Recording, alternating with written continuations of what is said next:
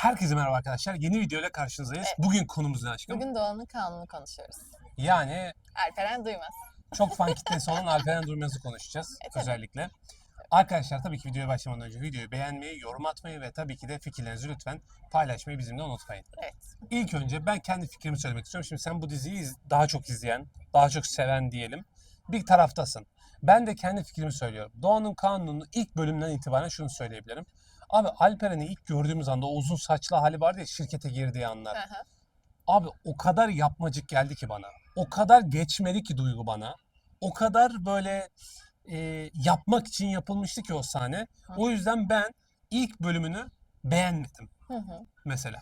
İlk bölümünü gerçekten beğenmedim ama sonrasında ikinci bölümden sonra bir tık böyle toparladı bence. Doğru. Ama ilk bölüm bence fiyaskoydu bana göre. O Her saç zaman neydi ya?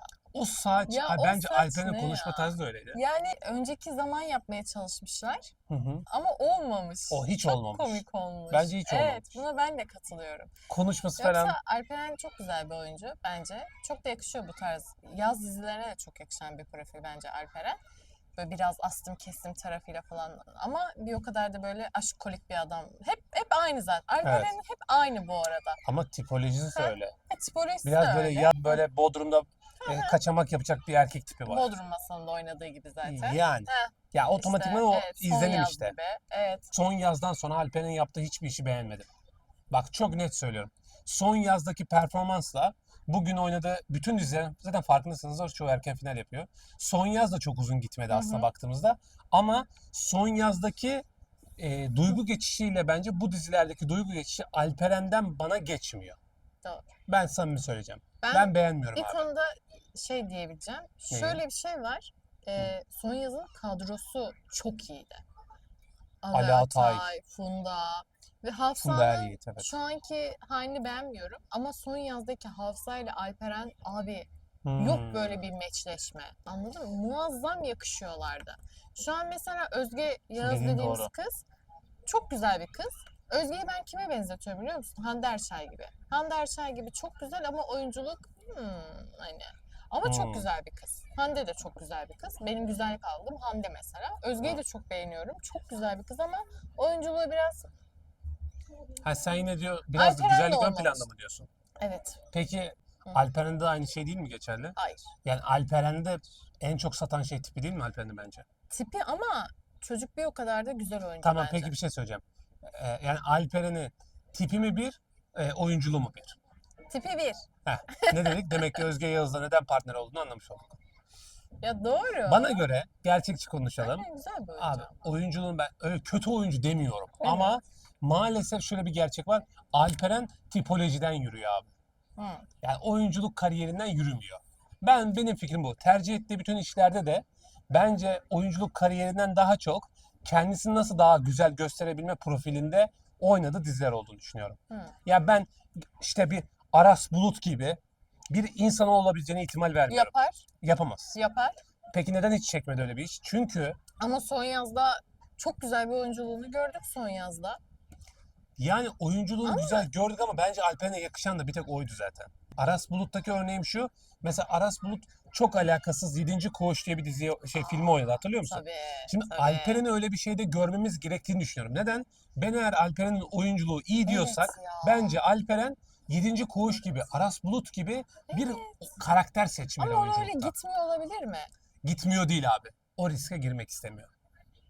Ben öyle olduğunu Ben düşünüyorum. hiç ihtimal Bence vermiyorum. sevgili senaristler Şimdi Alperen'i ona da Alperen'e öyle bir iş kullanabilirsin. gitmeme ihtimali var. Şöyle söyleyeyim sana. Alperen'e tabii ki işler hep böyle daha çok yazın gider ama şöyle bir gerçek de var. Alperen'in çevresine baktığında yapımcılara falan bunu çıtlattığında bu tarz bir iş ona gelir. Yani bu sektörde başrol oyuncuların içerisinde şöyle şeyler vardır. Yapımcılarla olan bağlantılarından dolayı biraz böyle senaristlere yan çizerek istedikleri karakterleri yazdırabilirler. Hı. Anlatabildim mi? O yüzden hani 7. koğuştaki Aras Bulut'u hiçbir zaman Alperen'de göremeyeceğiz. Ben inanmıyorum. Doğru. Bu Çünkü dediğin. Alperen o seviyede bir oyuncu değil bana göre. Bak çok iyi oyuncu demiyorum abi. Tipoloji daha ön planda ona göre. Doğru. Bence Alperen'e göre. Muazzam bir oyunculuğu yok. Tabii ki. Yani Aras kadar. Bence de. Ama iyi bir oyuncu gene. Yani donuk bir oyuncu da değil ama. Yani Donuk donuk da oynamıyor. yok, kötü Ben demiyorum seviyorum oyunculuğunu. oyunculuğunu. Ama Ekranda izlemeyi bir üst Alperen'i. level'a bence geçmeyi düşünmüyor hiç. Ha, ama şu var, bu doğanın kanunları olmuş mu? Hiç olmamış kadro olarak. Ya maalesef ki kadro biraz farklı olsaydı Hı. belki bu biraz gidebilirdi ama kesin Ha, biz sen bu tutmaz videoyu mı diyorsun? yayınlandıktan sonra bir 3-4 bölüm sonra bu Ben 15. bölüm final diyorum en fazla. katılıyorum işte dediğine maalesef ki. Evet. Özge'nin babası Hakan, Hulusi karakteri var ya, Hı. olmamış. Özge'nin babası gibi değil yani o karakter. O adamı nerede çok beğendik? Neredeydi Yaşlı, bizim? cazibe. Mesela aslında evet Hakan'ın oyunculuğu güzel. Mükemmel. Yaşlı, Ama cazibe dizisi güzel. Özge'nin babası olacak Hmm. değil. Yani. Ya bir yaz Değil. dizisindeki bir Heh. baba mı o diye soracak Değil. olursan sanki biraz. Evet işte. Mesela şeyi hiç beğenmedim. Nesrin'le Saffet çiftini. Yani o kadar olmamışlar ki. Zaten Nesrin'i biraz gıcık biri gibi yapmışlar. Ama hiç yakıştıramadım mesela o çifti de. Ben Hı. burada şuna inanıyorum. Hı.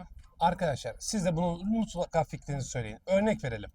Bir diziye baktığımızda dizinin tutmayacağını genelde biz hep başrol çiftlerin uyumundan Evet. yorumluyoruz ya. Bence burada diğer çiftlere beğenmediğimizi söylüyoruz ama bana göre başroller çok iyi meç olmazsa o insanlar da beğenilmiyor. Evet. Yani baştaki insan beğenilmezse onun arkasında görünen karakterleri de beğenemiyoruz Evet. gibi geliyor bana. Sadece arkasında beğendiğimiz karakter burada kim biliyor musun? Hangi? Adile var ya. Adile. Bak, Ama o tonton. Ama o o tonton, kadının o kadın, oyunculuğu falan o biraz şey. çok yakışıyor mesela. O- O okey yani. Hı. Son yaz döneminde kıymeti bilinmedi. Daha sonradan kıymeti bilinen bir şey oldu ve sonradan patladı bu kadar. Herkes inanılmaz izledi bir anda. Keşke televizyonda da izlenseydi ve reytingi iyi olsaydı bitmeyecekti büyük ihtimalle. %100. Sonradan keşfedildi ya bu. İşte sonra baktılar ki gerçekten hala şu an Son Yaz diye konuşan bir kitle var. Hı. Hala bunun bir fanı var. Bu sefer Alperen'in bütün dizilerine hep Son Yaz'a gönderme yapmaya başladılar. Evet. Sahneleri bu sefer hep Son Yaz'ın sahneleri gibi yazıyorlar. Ekliyorlar hep. Habire mesela işte Akgün'ün orada Kartal işte şey vardı. Orada Akgün'ün oradaki hareketleri. Aynen. Anladın mı? Mesela şu an Doğan'ın Kanun'dakiyle Yaman'la Hı. Son Yaz'daki Akgün'ü birebir gibi yapmaya çalışıyorlar. Yani Alperen aynı kişi aslında. Sadece partnerleri ve olay işleyişi falanı değiştirmeye çalışıyorlar ama olmuyor. Tutmuyor işte dedikleri. Ya bilmiyorum, ben Alperen'in He. bence yaz işlerini Evet. bırakması gerektiğini Hayır. düşünüyorum. Bence bir dram falan oynamalı kış dizilerinden. Farkı da var. Öyle de oynayabilir ama yaz Çünkü dizilerini bırakmamalı. bence bu kafadan çıkmalı bana göre. Hı. Bu profilden çıkmalısın Alperen. Farklı bir şey oynamalısın abi sen. Neyse, buraya kadar izlediğiniz için teşekkür ederiz. Videoyu beğenmeyi, yorum atmayı ve tabii ki bizlere abone olursanız, destek olursanız seviniriz. Evet. Kendinize iyi bakın. Hoşça kalın.